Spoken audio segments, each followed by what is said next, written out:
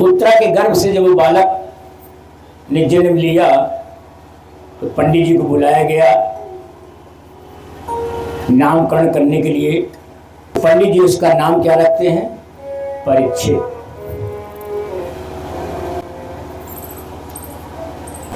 इधर नामकरण होने के बाद पांडव द्रौपदी के साथ में पांचों भाई हिमालय की ओर चले जाते हैं और परीक्षित जब बड़ा होता है तो राज्याभिषेक किया जाता है, उसको राजा बनाया जाता है। अमित जी सामने देखो,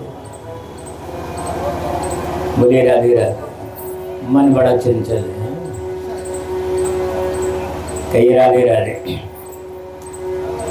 परीक्षित बड़ा हो गया, राज्याभिषेक किया गया, उसको राजा बनाया गया और ऐसा राजा बना परीक्षित कि जिसके राज में कोई दुखी नहीं था, हर प्रजा खुश थी। बड़ा ही सज्जन, ईमानदार, दयालु, ये सारी प्रजा उसके राज के खुश रहती थी। एक दिन राजा परीक्षित शिकार खेलने के लिए जंगल में जाते हैं और वहां एक ऐसा दृश्य देखते हैं कि बड़ा घोर कष्ट होता है राजा परीक्षित को कि हमारे राज्य में ऐसा क्या देखते हैं राजा परीक्षित कि एक लंबा चौड़ा मोटा काला आदमी एक बैल को बहुत मार रहा और एक गाय को बहुत मार रहा है। और इतना मार रहा है कि बैल को तो मारते मारते उसके हाथ पैर सब तोड़ दिए। राजा परीक्षित को क्रोध आया, उन्होंने धनुष बाण खींचा और बोला मैं तुझे बख्शूंगा नहीं। मेरे राज्य में अधर्म तो कर रहा है, बैल और गाय को तो मार रहा है, आज मैं तुझे जान से मार दूंगा। बैल बोलने लगा, आवाज दिया कि राजन ये क्या बताएगा, हम आपको बता रहे हैं। मैं धर्म हूं। बैल ने कहा मैं धर्म हूं। ये जो गाय है ना, ये पृथ्वी माता है और ये जो मार रहा है ये कलयुग है। बोलो राधे राधे। ये कलयुग है। इसका कहना है कि अब मेरा युग आ गया है और इस धरती पर हम धर्म नहीं रहने देंगे। बोलो राधे राधे। क्योंकि 4 युग होते ना, सतयुग, त्रेता, द्वापर और कलयुग। कलयुग हाथ जोड़ खड़ा हो गया, राजन इसमें मेरा कोई दोष नहीं है, ये सृष्टि का विधान है, नियम है, परिवर्तन संसार का नियम है। सतयुग अपना काम करके चला गया, त्रेता ने अपना किया, द्वापर ने अपना किया, अब मेरा समय आ गया है कलयुग का, तो हमें तो भी रहना है यहाँ इसी पृथ्वी पर।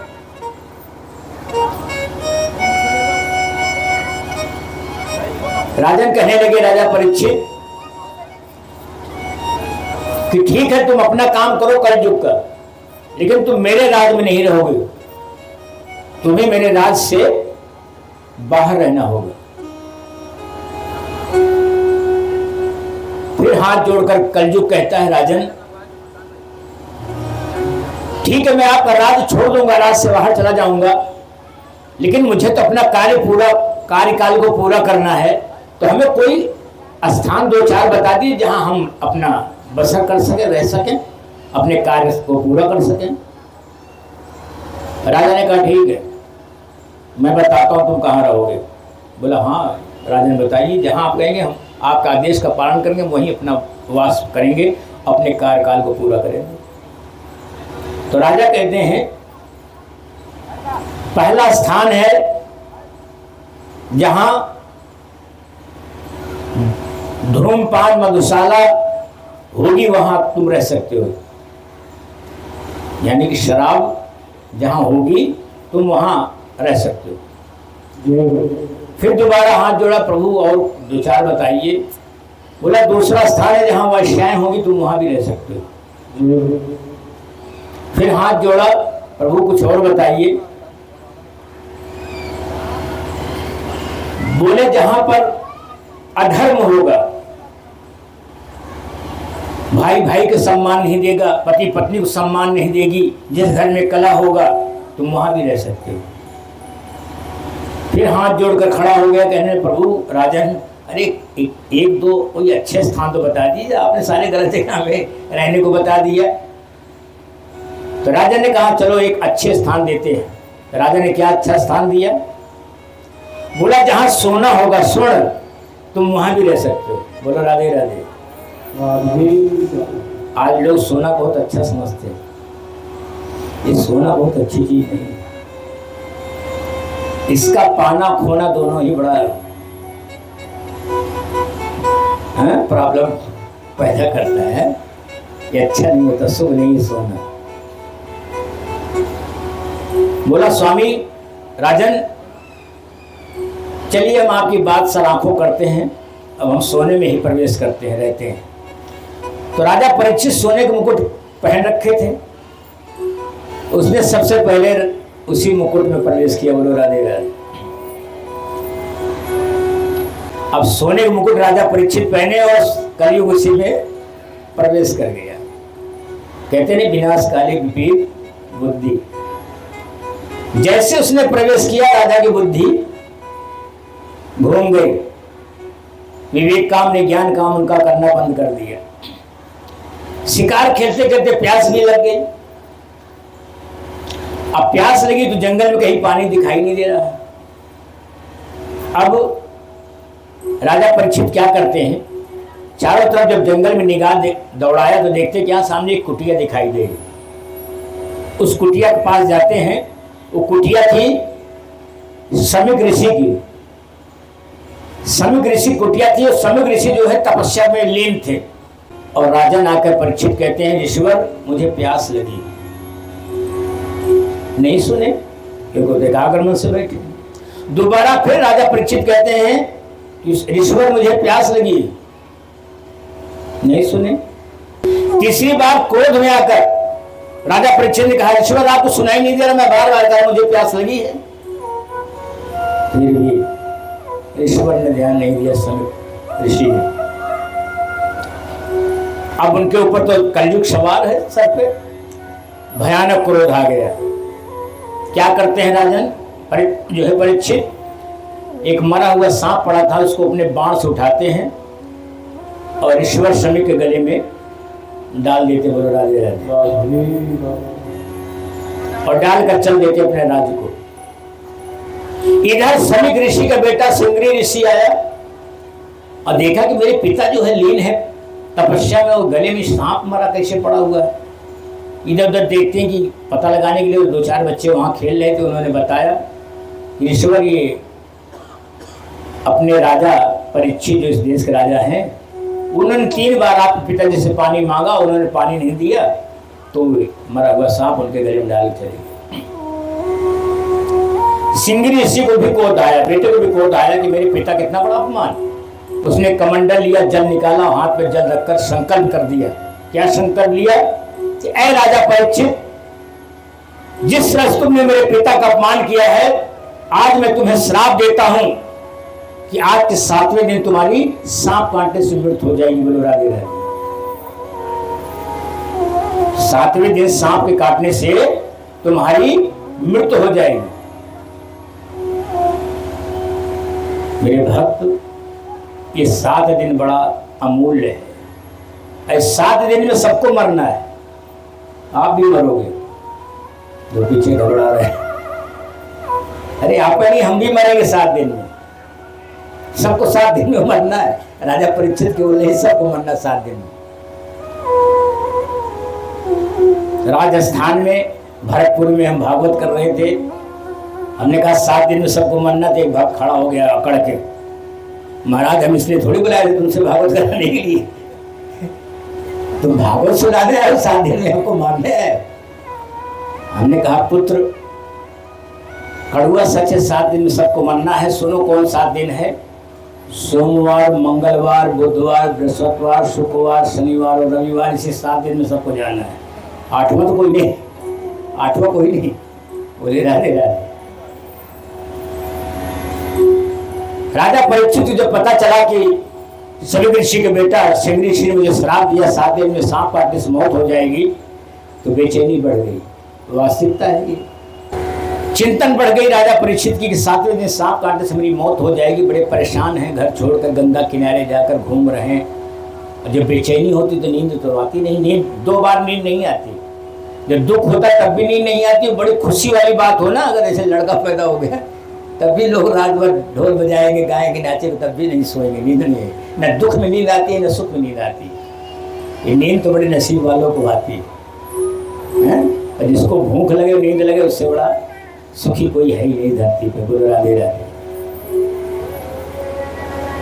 कुछ ऋषि मुनि वहां घूम रहे थे गंगा जी किनारे।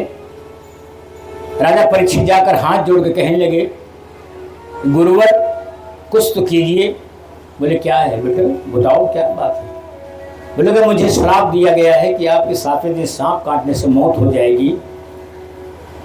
तो मौत का गम नहीं है, गम इस बात का है कि अकाल मृत्यु हो जाएगी।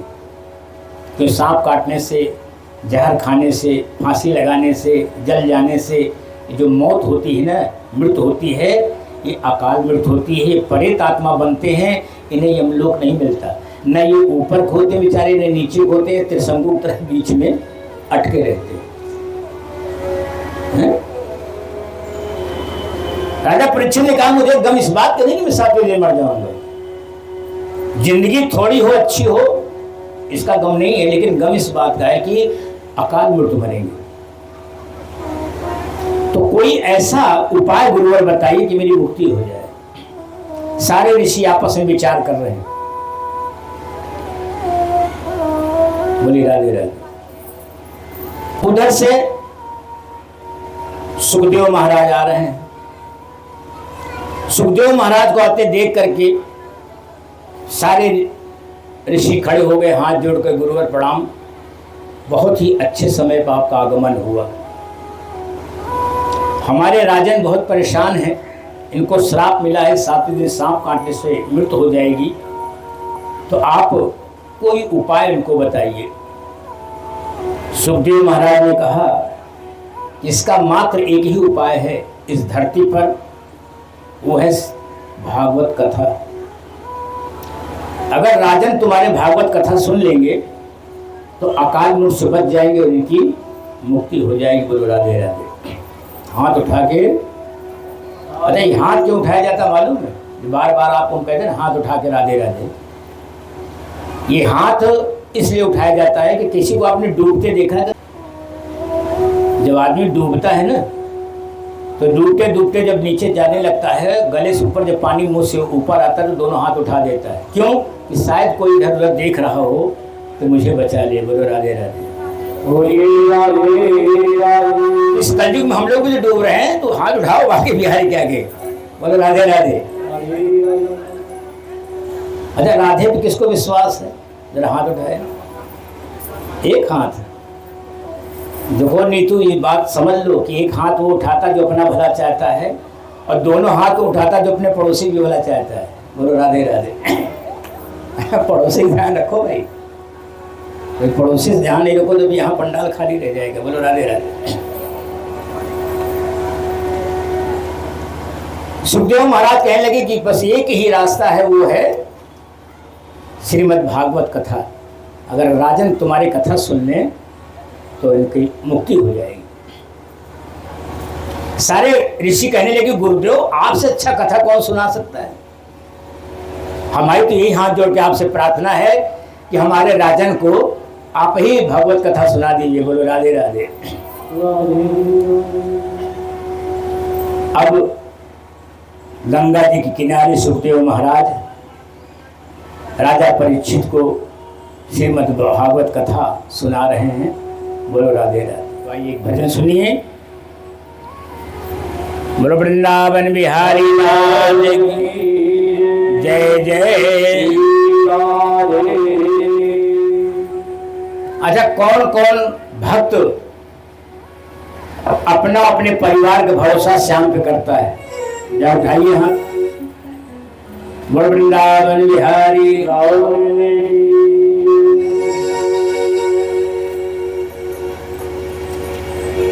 बोलो वृंदावन बिहारी लाल की जय जय श्री राधे।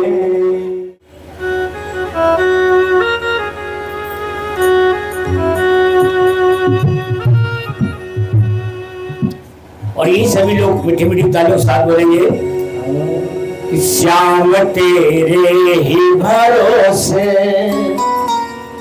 मेरा परिवार है, श्याम तेरे ही भरोसे मेरा परिवार है, श्याम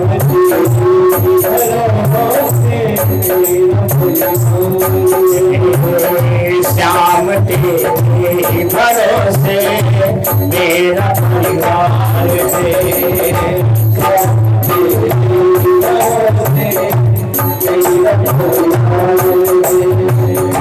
तू ही मेरा नाम कमाती, तू ही पतवार है, श्याम तेरे भरोसे मेरा परिवार है।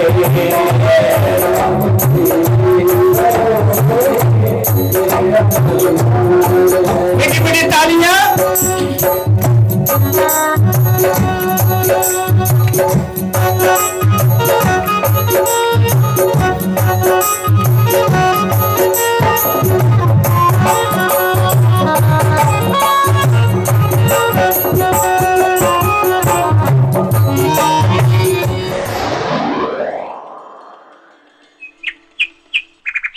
अरे मित्र, सब्सक्राइब करो चैनल को और घंटी बजाओ ताकि नए नए वीडियो पाओ।